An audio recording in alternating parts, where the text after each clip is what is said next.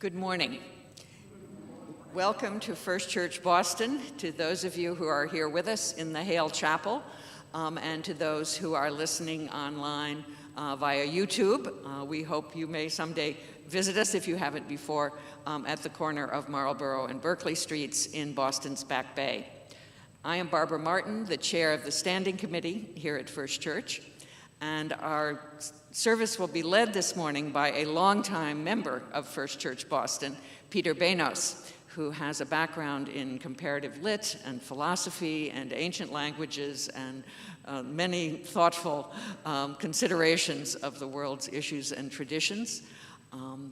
So before we, or as the opening of that service, I ask you to stand as you are able to join in our opening hymn, number 148, Let Freedom Span Both East and West.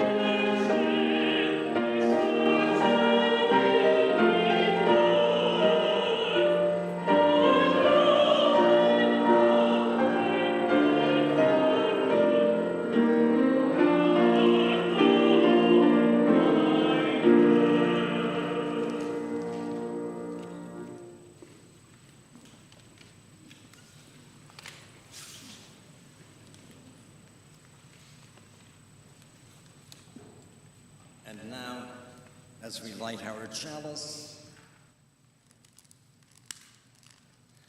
let us say together the words of our affirmation. Love is the spirit of this church, and service is law. This is our great covenant, to dwell together in peace, to seek the truth in love, and to help one another. Announcements. It is summer. It is really summer. We've had Memorial Day. The 4th of July is coming up in 2 days. And we've got a ways to go until Labor Day. So we are right smack in the middle of summer. Therefore, we have very few announcements, if any. If you are joining us for the first time, please be sure to stay after the service for a sip of lemonade, coffee, or iced tea in the narthex, that is the lobby. If it isn't raining, we'll probably have it on the porch in front. We call it coffee hour even in summer, but the iced tea and the lemonade tend to outsell the coffee. Pastoral care in the summer, this contact info, call the office if you have need of pastoral care or assistance. We have made arrangements with other local area Unitarian Universalist ministers, since we are currently between ministers. And that's about it for now. Anyone else have any announcements that I might be unaware of? Nope? Okay, let's move on.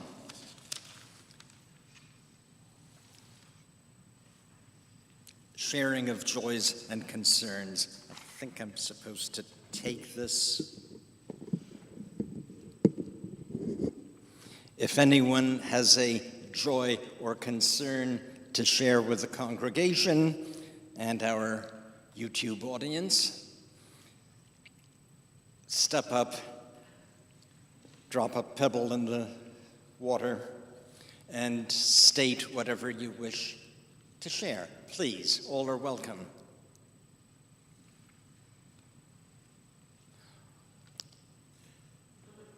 All right. I get to make a blanket. Here's Mark, an old friend. Thank you, Peter.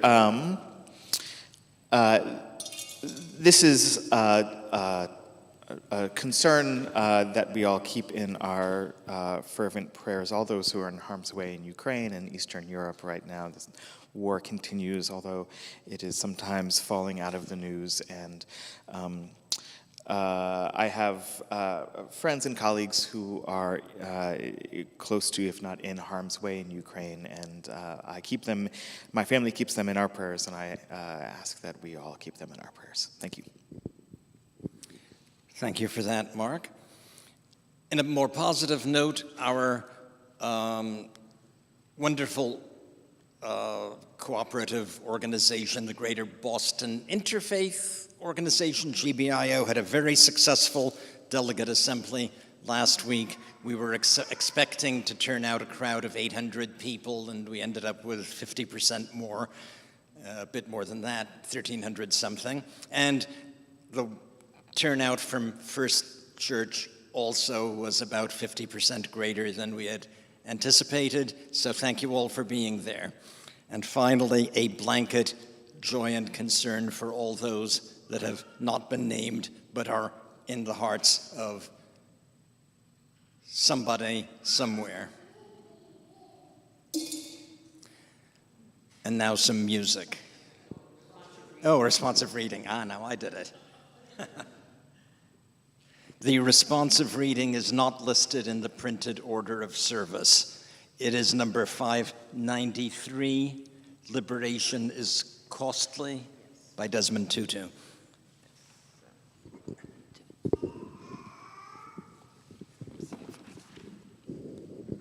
Okay. Liberation is costly. Are we good? Liberation is costly. Even after the Lord had delivered the Israelites from Egypt, they had to travel through the desert. They had to bear the responsibilities and difficulties of freedom. There was starvation and thirst, and they kept complaining. They complained that their diet was monotonous. Many of them preferred the days of bondage and the flesh pots of Egypt. We must remember that liberation is costly. It needs unity. We must hold hands and refuse to be divided. We must be ready. Some of us will not see the day of our liberation physically, but those people will have contributed to the struggle. Let us be united. Let us be filled with hope. Let us be those who respect one another.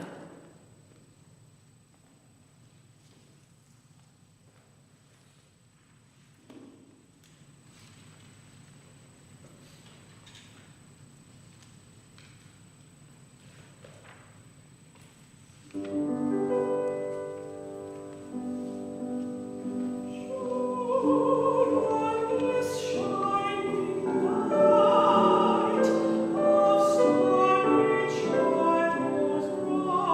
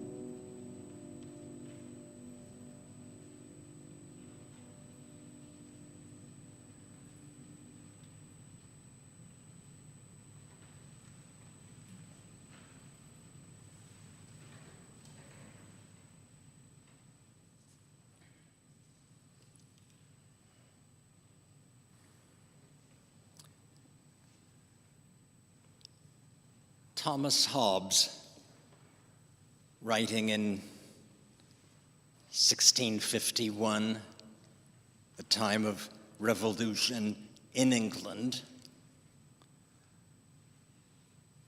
one that ended up making such a mess that the country had an aversion to the very idea ever since. But Thomas Hobbes wrote an essay called Leviathan in defense of absolute monarchy. What makes him a modern figure, a precursor to the whole contemporary tradition of political thinking, political philosophy, is that he defended absolute monarchy not in terms of divine will, not in terms of divine right. He did not use the Bible particularly, but rather as something that serves the interests, the practical everyday interests of humankind.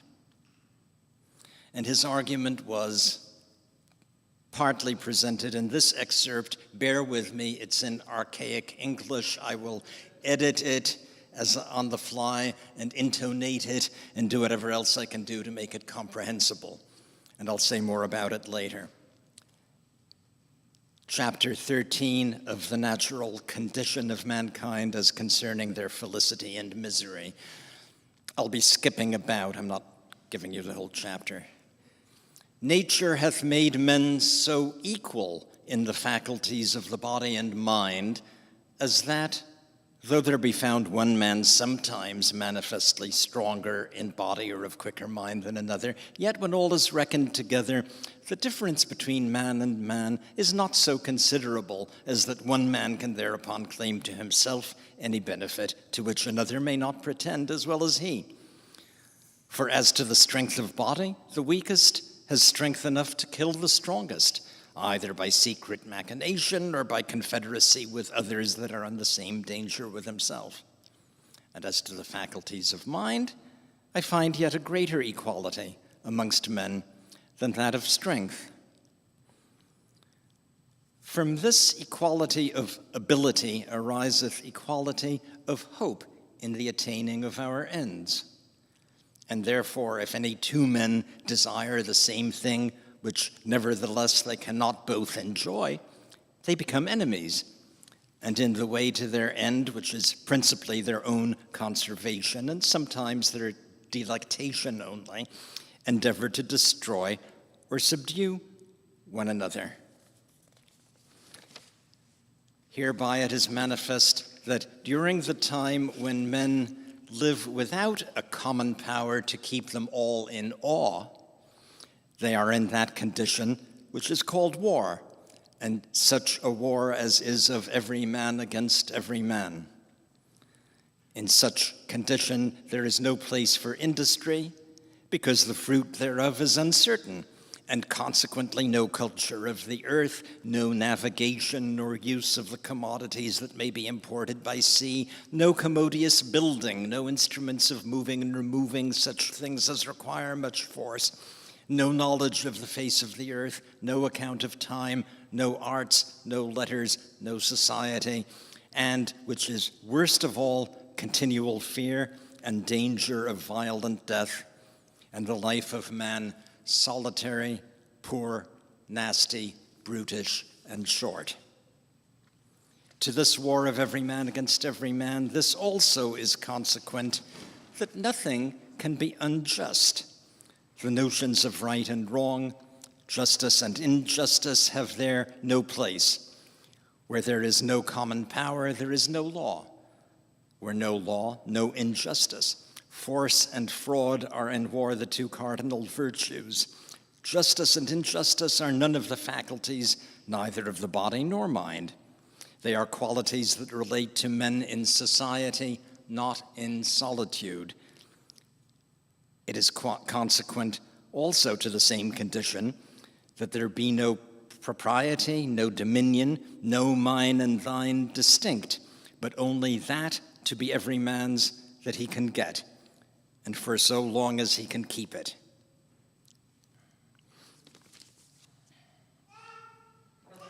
And now, on that note, hymn number 149, lift every voice and sing.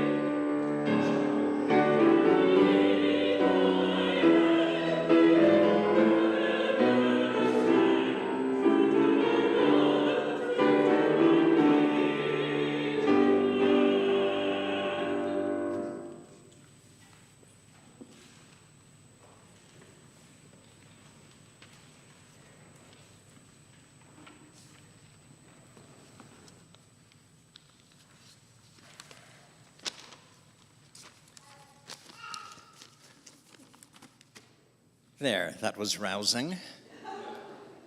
I love belting out, "We have come over, tracing our path through the blood of the slaughtered." I love belting that out. A nice piece to follow the Thomas Hobbes reading. So, this is the weekend nearest the 4th, and so whenever I get to preach on this weekend, I try to work the themes of liberty, independence, freedom into the sermon somehow, without too much patriotic rah-rah, though there are enough people doing that. I try to provide a more of an in-depth look at the question of what freedom really is and how we came by it and what to do with it. Let me dismiss, first of all, the theological and related arguments over whether freedom of the will is even possible. And the same argument comes up in religious and secular contexts, because just as many devout theists have insisted that with an omnipotent God, everything is foreordained, and everything we do is like a limerick I once learned. There once was a fellow named Sam who said that all life is a sham. I'm a creature that moves in predestinate grooves. I'm not even a bus, I'm a tram. The same question has been debated among materialists, secularists. If everything is caused by natural, everything obeys laws of nature, pathways of cause and effect, also there's no scope for freedom. Or if there is, some people have appealed to quantum mechanics as providing. It doesn't give an alternate to determine. It gives an alternate to determinism, but the alternative isn't freedom as we know it, it's randomness. And that's not what we want either. What this sermon is about freedom, liberty as people perceive it in their everyday lives, as a subjective experience, and as we all deliberately, as we all hope for our political structures, our governments, our institutions to support us in. But what does it mean? If you abandon, as Thomas Hobbes did, the idea of an absolutely determinable ultimate good that we are all supposed to be serving with our freedom, if it's all about our desire for our own conservation, as Hobbes put it, or even simply delectation, then they are going to conflict. Liberty is, if anything, the ability to pursue one's own ends, to execute a course of action designed to get us things that we want. And if we all want the same thing, what do? We need a set of rules. Some people have spoken of positive as opposed to negative freedom, negative being freedom from external interference, the government keeping its hands off us while we go about pursuing whatever ends we prefer. Others speak of actual ability to pursue our ends, our desires. My skepticism towards that line of argument is that people often use it to smuggle in a concept of what people ought to want, what desires are good for human flourishing. As Isaiah Berlin, who promoted this dichotomy of not negative and positive freedom, put it, that's not really positive freedom, that's paternalism. If freedom is anything, it has to be freedom to do what the free person wants to do. It's not necessarily his ability to accomplish it. No system of government, no system of philosophy can guarantee anybody success. That's why our declaration says the pursuit of happiness. The original, going back to John Locke in England, said property. That has its own problems. But some level of interference is not permitted.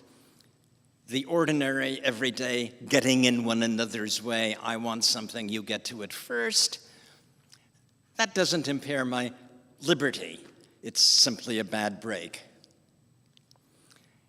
If I want to sit there, say I'm riding a train or a bus and I see an empty seat there and I walk towards it, I have a right to walk towards it and try to sit in it. Someone else might happen to get to it first. That is no existential loss to me. It doesn't deprive me of my liberty. He's exercising his and he happens to win. If he runs to get to it, if he sees me coming and he runs, that might be considered not nice. But even then, I don't think they would consider it a matter of oppression. If someone trips me so that his friend can get to the seat, that's a more serious matter.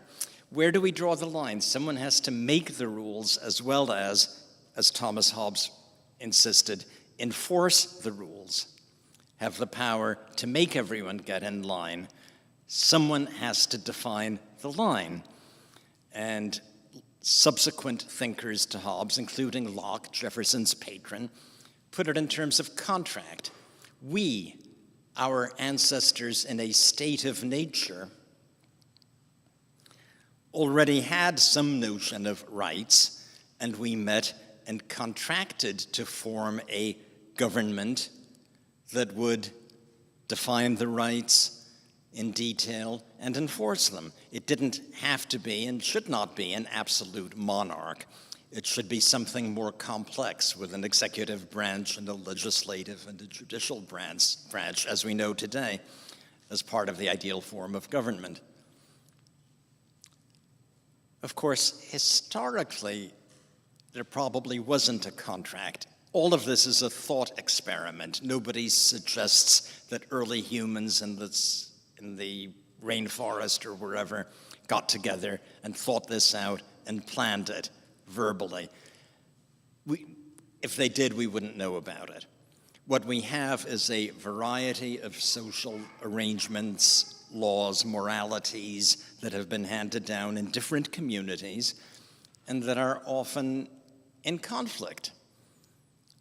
So what is freedom in the abstract? In our current political polarization, everybody claims freedom. Everyone claims the other side is opposed to it. Jamel Bouie in the New York Times a month or two ago presented the argument that the other side to him, and as it happens to me, but the point is not to make a partisan statement, these accusations fly in both directions, that the other side invokes freedom only to defend their freedom to control other people. And they say the same about us. I have my beliefs, I have my opinions, I am on one side and not the other, but that's not the point. The point is lines have to be drawn, and somehow they have to be drawn in a way that people perceive as fair. Is contract enough of a basis, though? I tend to think that whole school of thought is unrealistic, not just because we don't have a written primordial contract. Oh, this business of freedom to control others is not new. Dr. Samuel Johnson, observing the American situation from the perspective of 1760s and 70s London, reportedly said, "It seems that the loudest yelps for freedom come from the throats of the drivers of enslaved people." And there's truth to that. But where do we draw the line? Where does my insistence on protecting the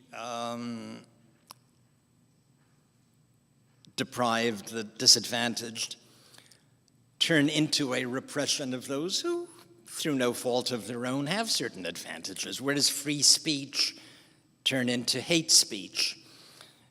There is no obvious answer to any of this.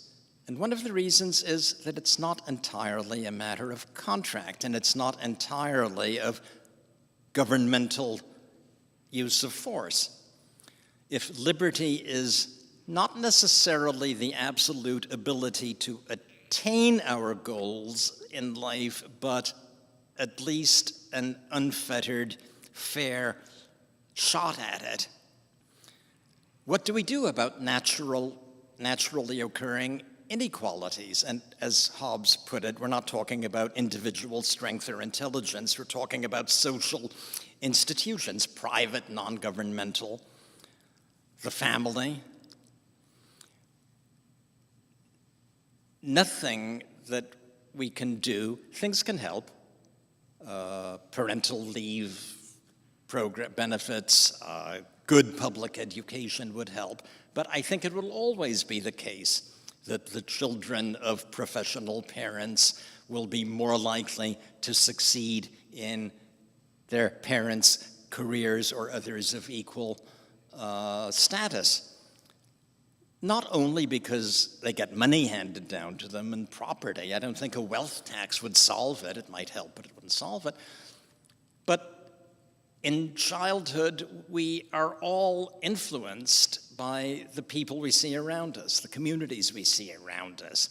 The kids of doctors and lawyers have role models. They see certain things as possible. They see schooling and certain forms of discipline as valuable. And this gives them a step ahead. Most people don't even dream of doing things if they don't see examples in their everyday lives that they can relate to. That's very difficult to address through any government program unless we want to live like the ancient Spartans and break up families and bring up all children communally. We don't want that.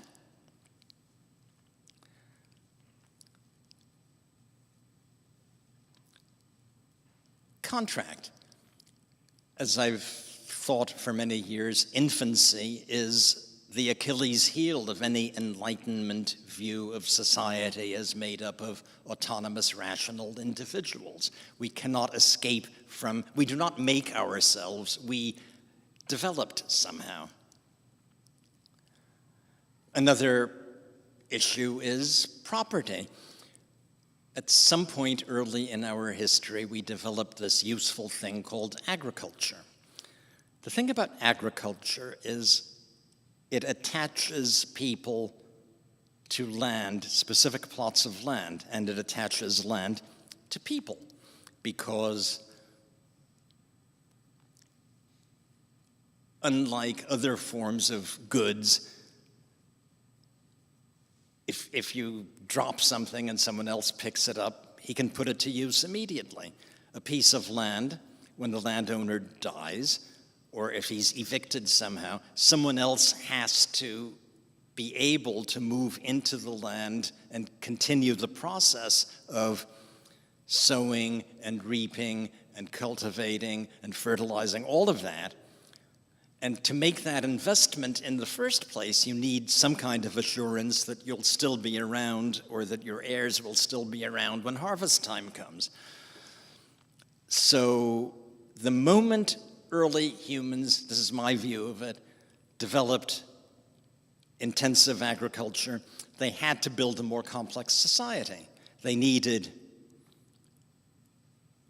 trained, standing troops to protect a community when harvest time comes, because if they're all busy harvesting, they're vulnerable to anyone down the road who comes in and tries to take over.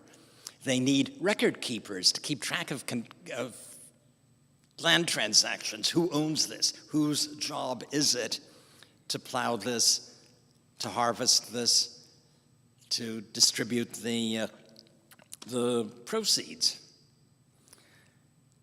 That's the beginning of government as we know it, in my view. Bureaucracy as we know it, in my view. And it is inevitable unless we want to go back to a hunter-gatherer state, which I don't think any of us is ready to do or would know how to. Not in a big city like this, anyway. There are survivalists out there who are good at this, or think they are. We'll have to wait and see. Contract. Even if we could think all of this out and get together and create a model form of government that would answer all objections, all uncertainties, well, maybe we could, but that's not what that's not what we do. That's not what anyone can do. We've got systems, institutions, families, everything handed down to us. In real life, most contract comes under the legal category, contract of adhesion. It's take it or leave it. You go into a store, you pay a fixed price for something, or you don't buy the thing. You want a job, you accept the salary that the company is offering, or you don't. It's yes or no. You don't bargain very much. At the higher levels, at the more personal level, where there's more equality in standing between the parties. Yes, there's room for haggling, there's room to negotiate, but really, you can't base the entire system on that because it's too late. As Locke put it, in the beginning, all the world was America. Of course, in Locke's time, even America was not America, an open, uninhabited land that people were free to spread out into and claim land for themselves simply by cultivating it, plowing it, planting things, and so forth. Remember that America was already inhabited before Locke's people got here. But taking it as an ideal experiment, as a thought experiment, yes, one can imagine a time when the first humans to enter a land claimed pieces of it for themselves and exercised this claim by putting the land to use, by working on it. That doesn't happen anymore. There's no empty land anywhere. You have to take what you've got. You can't simply say, the United States Constitution, the United States laws don't work for me. I want to start a new system somewhere. There's no place to do it. There's people who say they can do it on some small island or whatever. Good luck to them. This is what we have. We have the world as we've been plunked down in it, and it's up to us. Another factor, of course, is that our wants, our desires, our felt needs, our perception of our ends are themselves not things that are divinely given to us. They're things we've developed as a result of our circumstances, and they change. So there is no way, I believe, to devise a foolproof constitution, a foolproof set of laws. Any system can be abused. Even short of abuse, every system can, as circumstances change, lead to undesirable consequences. So what do we do? To get a better government, we have to start by making better people, and we have to start ourselves by trying to be better people, wiser people, more understanding people, people who see the humanity in other people. I am, after all, a Unitarian Universalist. I occupy, for the moment, the pulpit of a Unitarian Universalist church. It is manifestly not my job to tell anybody what to do, simply to propose ways of thinking about things that you might do. We need better people, and we can't make better people without also making a better society, a better system. The two go hand in hand. And that, I suppose, is my lesson for the day.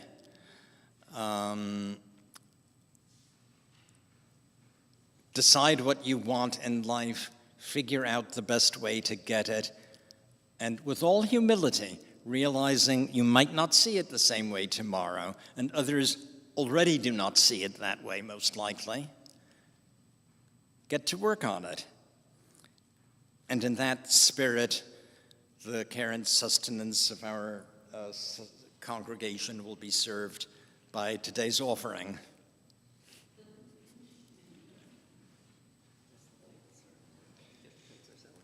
Oh, I should do this.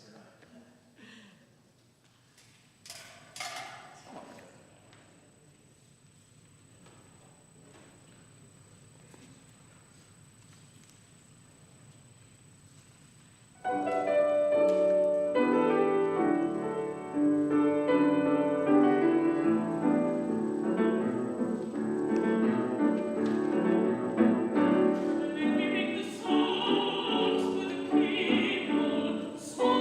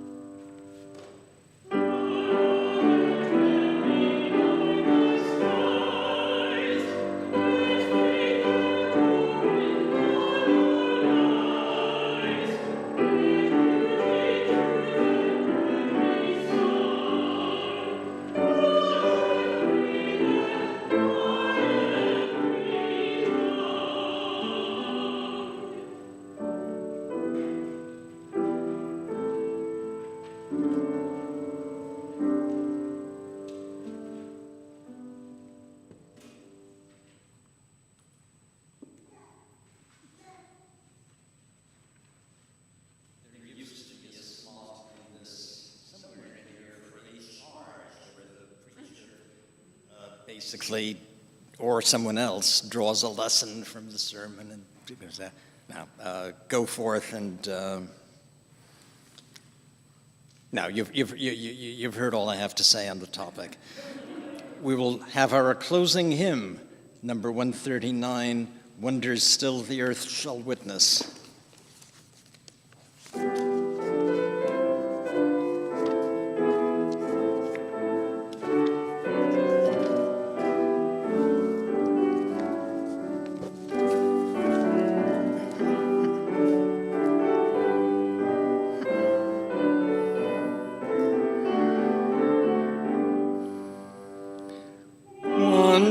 Still the world shall witness, never known in days of old, never dreamed by ancient sages, those of ever free and bold, sons and daughters shall be made, our response to us.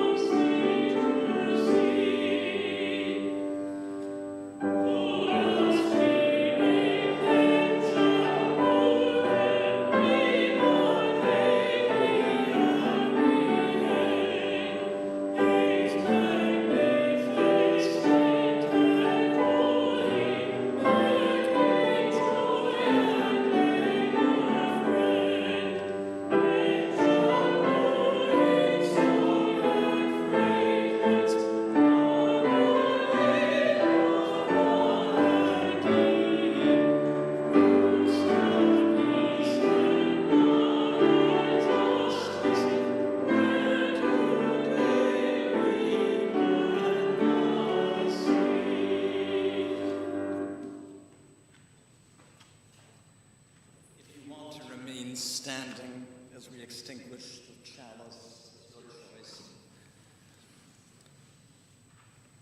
We extinguish this flame, but not the light